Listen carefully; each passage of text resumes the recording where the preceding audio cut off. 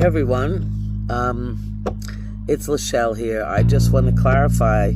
I noticed that the video from Front Up has made its rounds again. That video was done with Andrew Urban on Oxford Street in 1994, I believe. I came to Australia in 1988. I worked at a summer camp in the US during the time that I studied at university.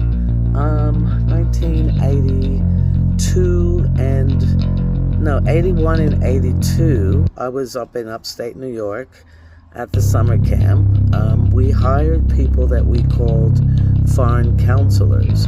If you know anything about the summer school system in the United States, you have people from all over the world that would come and work with urban kids, teaching them things like, canoeing, and you'd have rap groups and dance classes and swimming classes. Anyway, so this girl was one of those foreign counselors.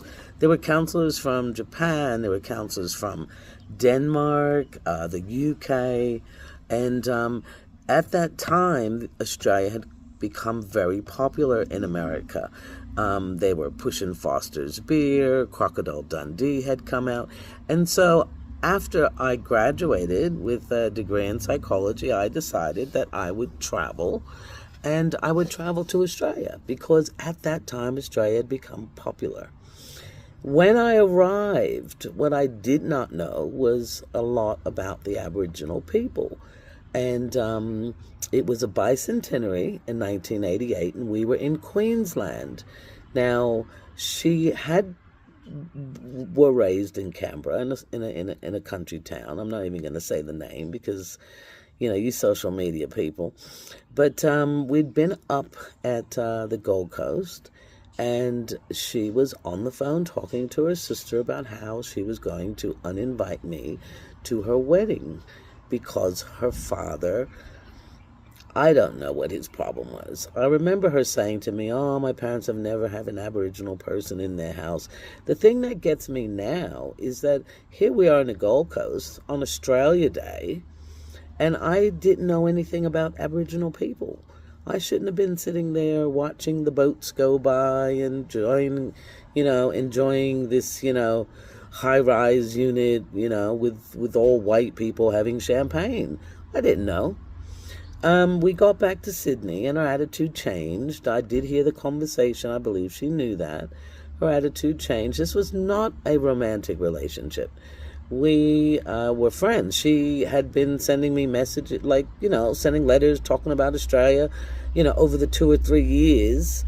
Maybe it was more like 5 years since the summer camp, since I'd met her at the summer camp.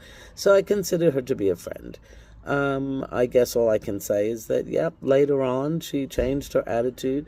The one thing that I'll never forget, and you guys don't know this part of the story, was when we were in Queensland at that time, I met a wonderful young man called Noel. He was an Aboriginal guy, and we sat chatting while we were in line waiting to go into some kind of event, and he gave me his number. He said, if you need anything, call me.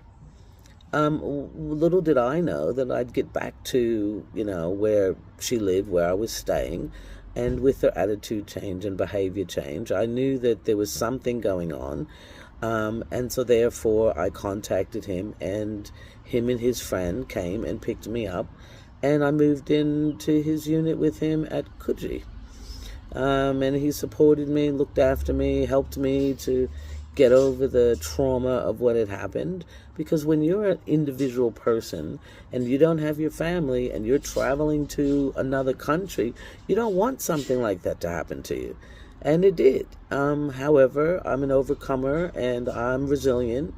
I've had lots of reasons why that I needed to grow up like that, and so therefore I stayed with him, and before you knew it, I end up finding my own place and my people. So I'm just laying that down there. That video was done in Darlinghurst, 91, 92, I'd say. Well, look, I had been working for 8 years. I got here in 88. So there you go. Count it. And then I moved to Brisbane and around about 95 and bumped into Andrew Urban again for their 100th episode. And that is another story, which we'll leave for another time. But anyway, to all you haters that keep saying it was a relationship, it was not. Let me be clear, it was not. Maybe some people do travel over the world, through the world, from other destinations for a relationship. But this particular situation, it was not. Anyway, I'm 64 years old. I still live in Sydney. I still love Australia. And thanks for listening.